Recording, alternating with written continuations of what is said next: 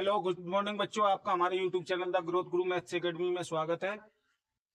आज हम पढ़ेंगे इकोनॉमिक्स यानी अर्थशास्त्र। अर्थशास्त्र के फर्स्ट चैप्टर व्यष्टि अर्थशास्त्र का परिचय। व्यष्टि अर्थशास्त्र 12th क्लास में इसमें से एक लॉन्ग क्वेश्चन जरूर मिलेगा।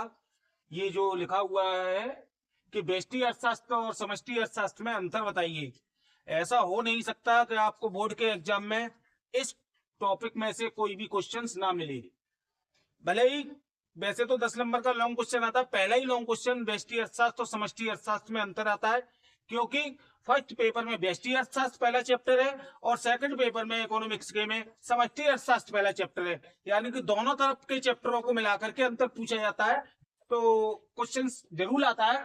और फिर भी नहीं है, आपका मान के चलिए अगर लक खराब है, किसी कारणवश रह जाता है, तो भी 4 से 5 नंबर का क्वेश्चन मिलेगा इससे।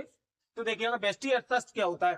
व्यष्टि अर्थशास्त्र तो अर्थशास्त्र होता है जिसके अंतर्गत एक वस्तु, एक व्यक्ति या एक फर्म का अध्ययन किया जाता है। यानी कि एक वस्तु होगी, एक व्यक्ति होगा या एक फर्म होगा, यानी छोटे टुकड़ों का अध्ययन किया जाता है।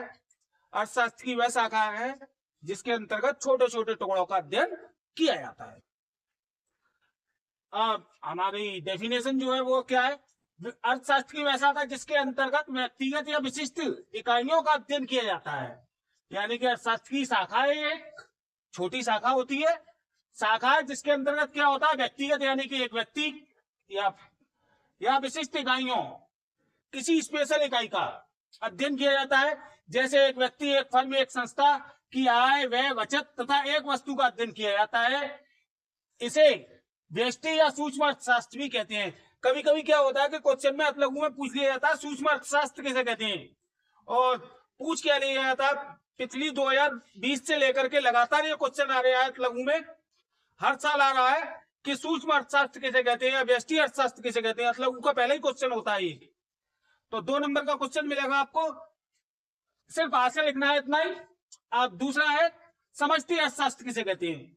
तो समष्टि अर्थशास्त्र अर्थशास्त्र की वह शाखा जिसके अंतर्गत किसी देश या समूह का अध्ययन किया जाता है या संपूर्ण अर्थव्यवस्था का अध्ययन किया जाता है। यानी किसी देश के रोजगार, व्यय, आय, निवेश, बचत या उस देश की संपूर्ण अर्थव्यवस्था का अध्ययन किया जाता है या पूरे उत्पादन का अध्ययन किया जाता है। यानी कि एक इकाई का नहीं किया जाता, पूरे उत्पादन का अध्ययन किया जाता है, तो उसे समष्टि अर्थशास्त्र कहते हैं। अब देखिएगा डेफिनेशन है, अर्थशास्त्र शाखा जिसके अंतर्गत किसी देश की आय, व्यय, रोजगार, निवेश, बचत या किसी समूह का या संपूर्ण उत्पादन का अध्ययन किया जाता है, समष्टि अर्थशास्त्र कहलाता है।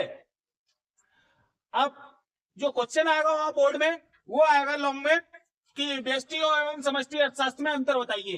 तो अंतर तो दे देंगे, इसके साथ में ये आशा और लिख देंगे आप, तो थोड़ा क्वेश्चन बड़ा हो जाएगा, आपका सही लगेगा। तो व्यष्टि एवं समष्टि अर्थशास्त्र में अंतर, एक साइड में व्यष्टि अर्थशास्त्र, दूसरी साइड में समष्टि अर्थशास्त्र। देखिए व्यष्टि अर्थशास्त्र में एक वस्तु का या एक इकाई का अध्ययन किया जाता है, जैसा कि ऊपर डेफिनेशन में लिखा है। समष्टि अर्थशास्त्र में समूह या संपूर्ण अर्थव्यवस्था का अध्ययन किया जाता है। व्यष्टि अर्थशास्त्र में टुकड़ों का अध्ययन किया जाता है, मैंने कहा था छोटे छोटे टुकड़ों का अध्ययन किया जाता है। समष्टि अर्थशास्त्र में योग का अध्ययन किया जाता है, यानी कि जो भी टुकड़े हैं उन सभी का अध्ययन मिला करके किया जाता है। व्यष्टि अर्थशास्त्र का आधार अन्य सभी बातें समान रहे है। अन्य सभी बातें समान रहेगा मतलब क्या है? अर्थशास्त्र हम जितना भी पढ़ते हैं, जितना भी इकोनॉमिक्स पढ़ते हैं हम, तो उसमें एक सेंटेंस आता है अन्य सभी बातें समान रहने पर। अन्य सभी बातें समान रहने पर का मतलब क्या है? ये मतलब समझ लीजिएगा कि जैसा अर्थव्यवस्था चल रही है, अर्थव्यवस्था वैसी ही चलती रहे, तो मूल्य और कीमत में परिवर्तन नहीं होता है, नहीं होता है, ठीक। मगर कभी जब अन्य सभी बातें समान नहीं होती हैं तो क्या होता है? मूल्य और कीमतों में उछाल हो जाता है। क्यों होता है ऐसा? ऐसा इसलिए होता है, मान के चलिएगा देश में अभी कर्फ्यू लग जाए, कर्फ्यू लग जाए तो डिमांड भी बढ़ेगी वस्तु की और प्राइस भी बढ़ेगा। डिमांड भी बढ़ेगी और प्राइस भी बढ़ेगा, तो अन्य सभी बातें समान नहीं है, क्योंकि कर्फ्यू के हालात हैं देश में। गृह युद्ध हो जाए तो भी वस्तुओं की डिमांड बढ़ेगी और क्योंकि आदमी ये चाहेगा कि अपने घर पे लाके पहले रख लूं। तो अन्य सभी बातें समान रहने पर इसका आधार है, और समष्टि अर्थशास्त्र का आधार सामान्य विश्लेषण है। जैसा सामान्य मार्केट चल रहा है वैसा ही अध्ययन किया जाता है।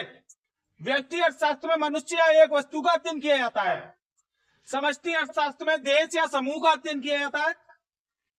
व्यष्टि अर्थशास्त्र रोजगार, उत्पादन, आय के वितरण को अर्थव्यवस्था के विभिन्न क्षेत्रों में परिवर्तित कर मानता है।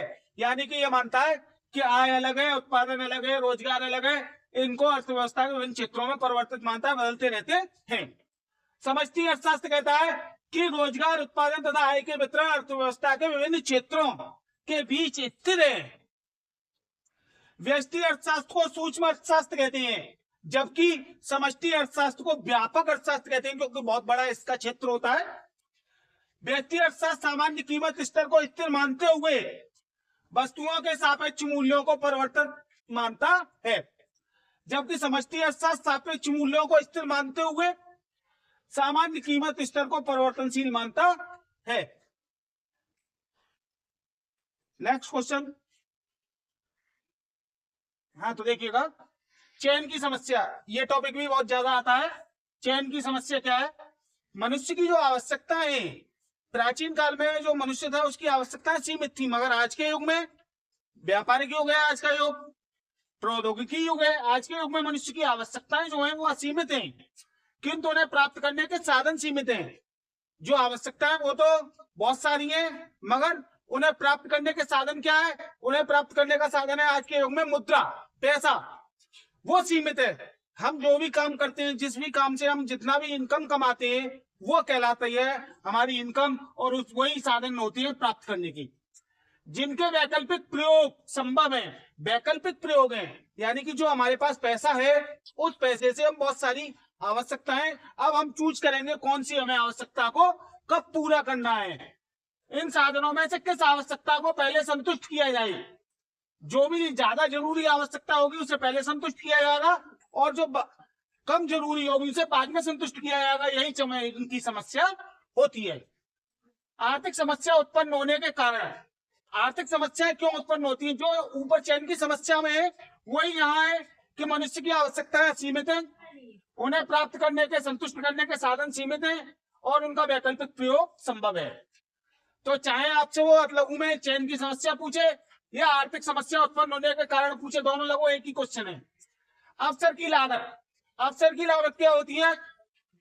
किसी भी वस्तु की एक इकाई या अतिरिक्त इकाई का उपयोग करने के लिए किसी दूसरी वस्तु की कुछ इकाई का हमें त्याग करना पड़े, उसी को हम अवसर की लागत कहते हैं। अब बात समझ लीजिएगा कैसे कहते हैं। देखिएगा, हमारा पेट है, जब हम रोटी ज्यादा खाएंगे तो सब्जी कम खाएंगे, जब सब्जी ज्यादा खाएंगे तो रोटी कम खाएंगे। यदि हम पिज्जा खाएंगे तो रोटी कम खाएंगे, क्योंकि पिज्जा से भी पेट भरेगा। मैक्रोनी खाएंगे तो मैक्रोनी के लिए हमें रोटी की भाग छोड़ना पड़ रहा है, पिज्जा के लिए रोटी का भाग छोड़ना पड़ रहा है। मीठा खाएंगे तो भी रोटी का भाग छोड़ेंगे, यानी कि हमारे पेट में जगह उतनी है जितना हम खा सकते हैं। तो जितना हम खा सकते हैं उसके लिए पेट तो हम अपना भरेंगे, किसी ना किसी चीज से भरेंगे। तो जब एक चीज से पेट भरेंगे हम, तो दूसरी चीज को हमें छोड़ना पड़ेगा। वही लिखा है कि किसी भी एक वस्तु की अधिक मात्रा को प्राप्त करने के लिए किसी दूसरी वस्तु को कुछ भाग छोड़ना पड़ता है। इसे ही एक अतिरिक्त इकाई की प्राप्त करने की लागत को ही अवसर लागत कहते हैं। उत्पादन संभावना सेट क्या है? उत्पादन संभावना सेट उपलब्ध संसाधनों की मात्रा एवं उपलब्ध तकनीकी एवं प्रौद्योगिकी ज्ञान। संसाधन जो भी हमारे पास है, मशीन, फर्नीचर या भूमि, पूंजी, श्रम, ये संसाधन बोले जाते हैं। मानव संसाधन भी है इनमें से।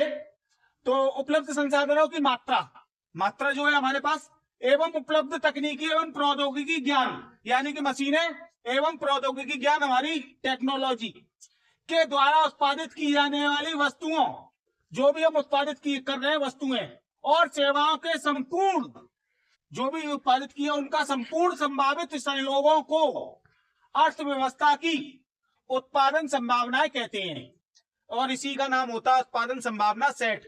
अतलगु में पूछे जाने वाला अच्छा क्वेश्चन। अर्थव्यवस्था की केंद्रीय समस्याएं क्या हैं?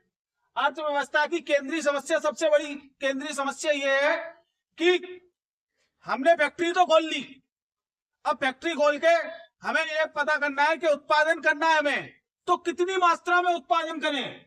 अर्थव्यवस्था की प्रमुख केंद्रीय समस्या है कि किसी वस्तु का उत्पादन कितनी मात्रा में किया जाए, कितनी मात्रा में हम प्रोडक्शन करें, ठीक किया जाए, कैसे किया जाए और कैसे बनाएं और किसके लिए बनाएं, यानी कि कैसे किसके लिए उत्पादन किया जाए, कैसे किया जाए और कितनी मात्रा में किया जाए। 3 वर्ड लिखने हैं बस। साधनों के वैकल्पिक प्रयोग से आशय है। साधनों के वैकल्पिक प्रयोग से आशय ये बहुत इजी क्वेश्चन है और आपकी डेली लाइफ में आता भी रहता है, मगर इसको यदि अकॉर्डिंग टू बुक याद करेंगे हम तो हमारे पल्ले नहीं पड़ेगा। मैंने एक उदाहरण के तरीके से लिया है। देखो, साधन के वैकल्पिक प्रयोग से अभिप्राय है क्या आशय कि हम पे 1000 रुपए हैं, अब हम 1000 रुपए से क्या क्या कर सकते हैं, क्या क्या कर सकते हैं।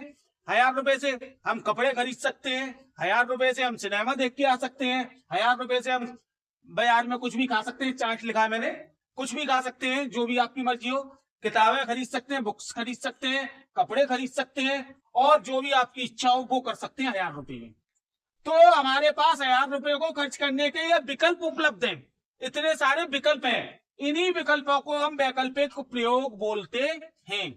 यानी कि आपसे पूछा जाए और साधनों के वैकल्पिक प्रयोग से क्या आशय है, तो आपको इस टाइप से लिखना है। Adam Smith, father of economics, father of economics Adam Smith. तो आधुनिक अर्थशास्त्र हम पढ़ रहे हैं, आधुनिक अर्थशास्त्र के जनक जो हैं वो एडम स्मिथ जी हैं। तो एडम स्मिथ ने कहा है कि अर्थशास्त्र धन का विज्ञान है। अर्थ माने होता है धन और शास्त्र माने होता है विज्ञान। तो उन्होंने अपनी डेफिनेशन में भी वही कहा है कि अर्थशास्त्र धन का विज्ञान है। वीडियो पसंद आई हो तो लाइक, सब्सक्राइब एंड शेयर करें। Thank you.